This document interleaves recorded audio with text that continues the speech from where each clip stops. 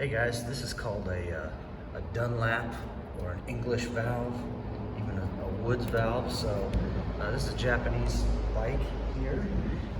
Just kind of wanted to show you how they work. First of all, you're not going to pump this thing up with this, right? It's not. You got one for Schrader and one for Presta. Not going to work, right? You can't get. You can almost do it, but you can't get enough. This thing here, this pump in particular, you can't get enough bite on that to pump it up. So that's not going to work. Luckily, found this one here, and it's got that valve on the end of it. This works.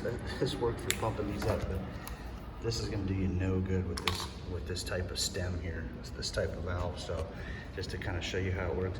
In its current state, this is how you pump it up, right? So this little thing here is it's just like a dust cap, right? It doesn't do anything.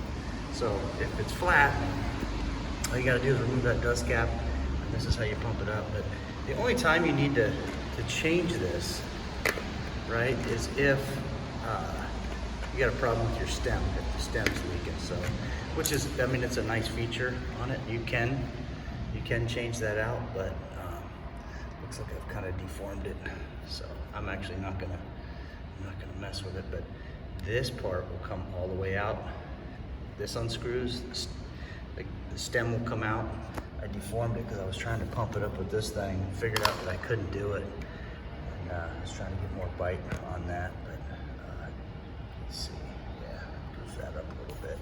But anyway, this is the ticket for pumping those up. It's kind of nice. That's what this clamp is here is for. Just put it on like that.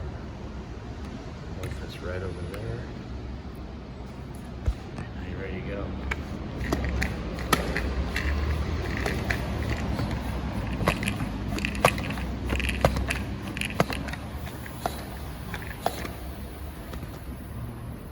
Yep.